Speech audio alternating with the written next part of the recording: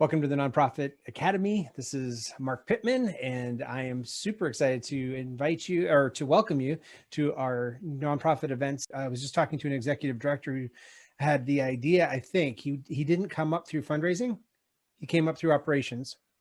And there was a sense that these staff should make it so that all he had to do is go in and tip the ball over the basketball, put the ball on the rim of the basket, basketball on the rim of the hoop, and just swat it in. But I'm glad both of you reiterated that. No, this takes time, and it's relationships. It's not mechanical or instant. So that's really good. All right, question for you. Let's deal with this one first. How do you get comfortable with talking about money? I like the peer aspect. Are there things that you've seen people be able to do to kind of just break through some of their fear about even talking about something that they never grew up talking about, which is money?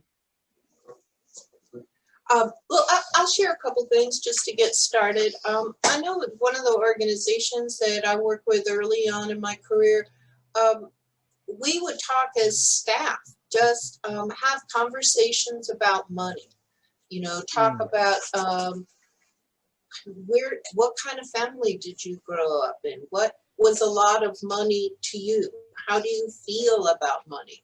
And just have those kind of more casual, informal, but facilitated conversations to just start talking about money. I think at the time, some of the tools that were used by Susie Orman, she really helps people talk about money. Money it's a resource. It's what do they say? Money, my own natural energy yield. I mean, there's so many different ways to think about money. Sometimes the perceptions in our culture, we also have perceptions about people who have more money than us. We have perceptions about people who have less money than us. We have perceptions about how much money we need, how much money we have, and it can get in the way because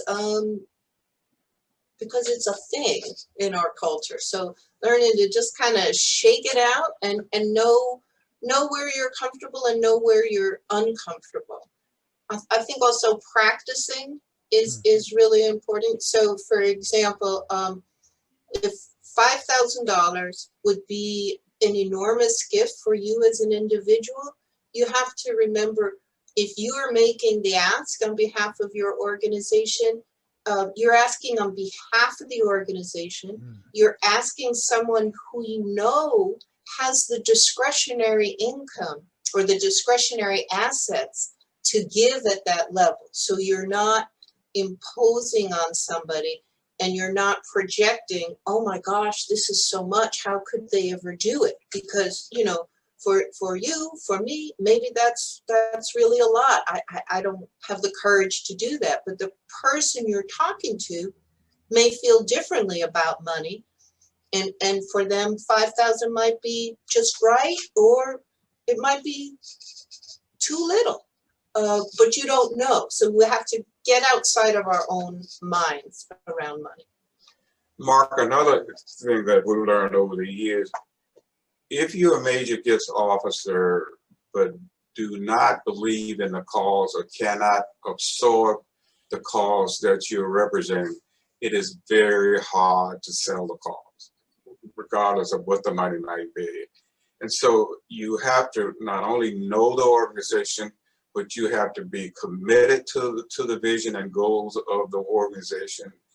And you have to talk to the people who represent the organization, meaning board members, your CEO, and others who have come before you to understand what this organization means to them.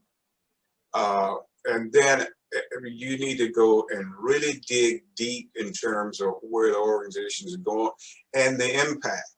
If you don't feel it throughout your tenure, you're not going to be successful.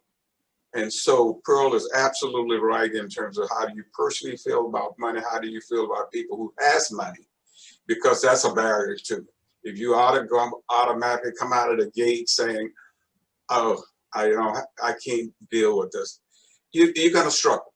You're gonna really struggle. But I go back to the issue of, if you do not believe in the cause, it's gonna be very hard to be successful.